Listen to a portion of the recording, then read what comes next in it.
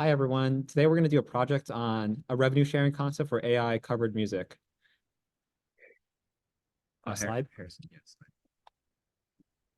So just to give you guys a bit of background, over the last 2 years, there's been a big emergence in AI generated content. For example, you got ChatGPT 3.5 when it was first released in 2022. It really took the world by storm with its ability to just generate stories and answer textbook questions as seamlessly as possible. And there were a lot of advancements also with like image generation too. So it wasn't just a text mode, it was also more of an image mode as well. And then ChatGPT 4 refined GPT 3.5, which further enhanced AI's generative ability. And this in total has just been a real big change in the way we perceive how content is made online. Slide.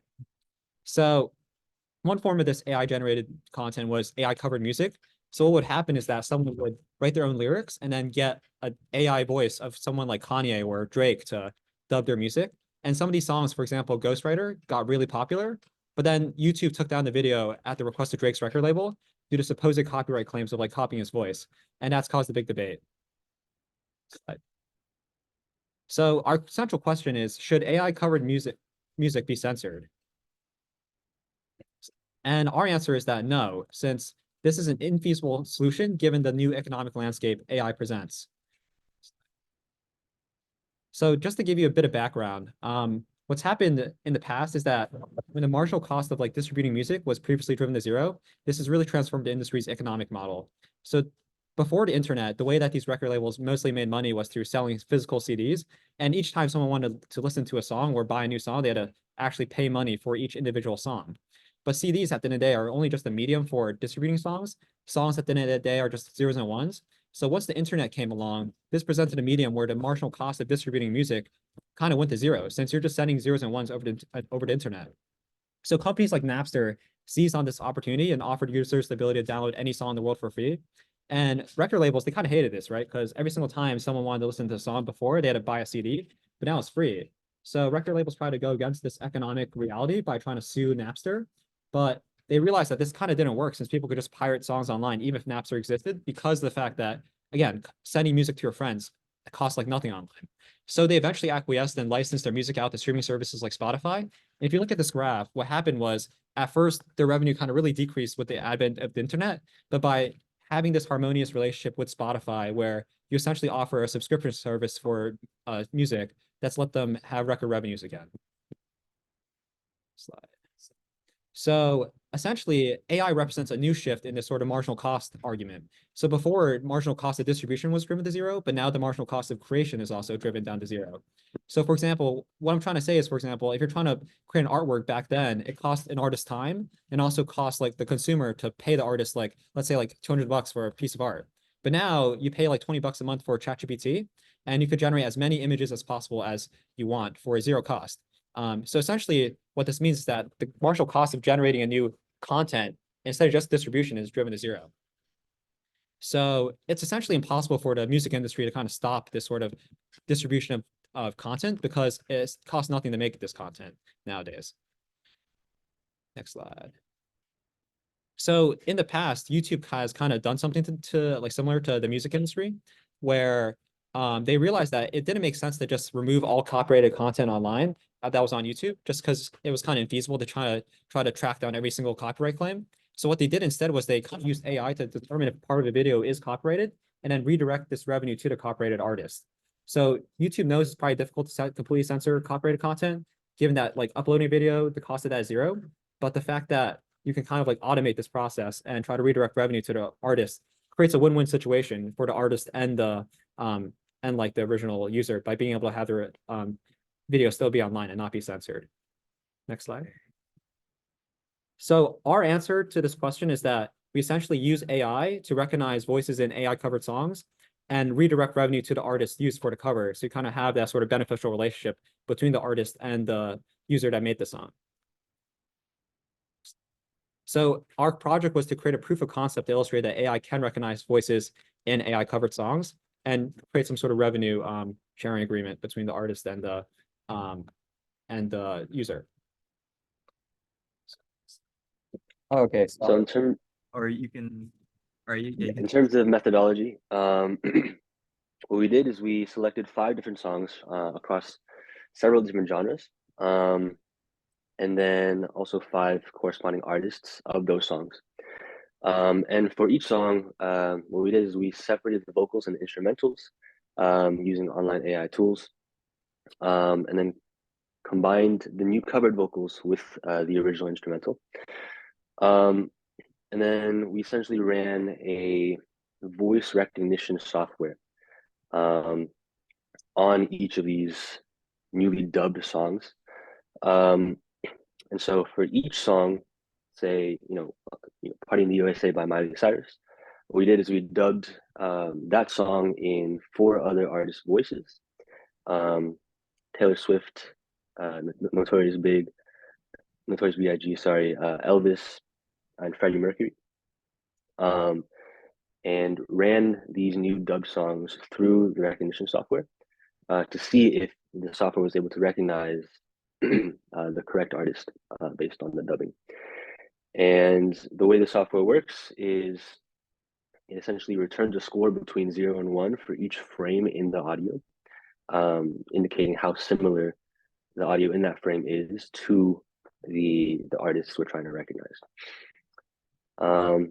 So ideally, the AI vocals would have a much higher score with just the artist whose voice is used in the cover, in the dubbing. And so a little bit of a summary of our results here. For each of our 5 songs, we have a table. And the metric we used to determine similarity between voices is averages over the scores through all of the audio frames. And so here you can see Party in the USA by Miley Cyrus. When we dubbed it in Taylor Swift's voice, this is the highest score that we got. Miley Cyrus' voice is the highest score that we got all the way down. And it seems like the recognition software was accurate for most of the artists, except for Taylor Swift. And this is a result that we got across the board. Likely owing to the fact that Taylor Swift's voice, when dubbed into Party in the USA and other songs, is fairly similar to the voice sample we used for Miley Cyrus's voice recognition profile. So you can see similar results across each of the songs where the artist that was the dubbed voice is being recognized most of the time, other than Taylor Swift, as the highest scored voice in each song. And so in terms of determining which artist is in the song, we use averages.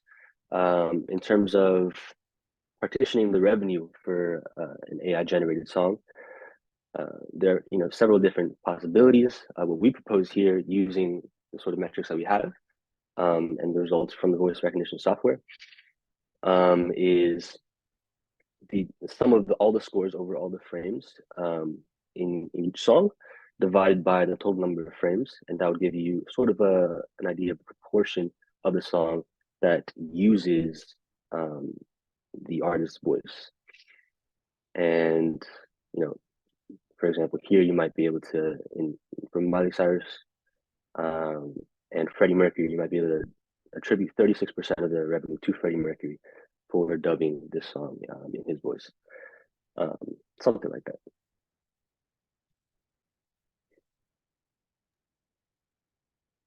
I can do this slide. So in terms of our real life applications, obviously we can potentially identify whether a song is already using a published song. If not, we can identify if an artist's voice is being used, and if yes, identifying which artist's voice is being used. And yeah, and as Harrison previously pointed out, we could potentially somehow create a heuristic to determine what percentage of the song's monetization should go towards the artist or go towards which artist. How fair this is a sort of a TBD process. Obviously, I don't think it's fair to attribute Miley Cyrus song equal revenue between Miley Cyrus and Freddie Mac or Freddie Mercury. Yeah.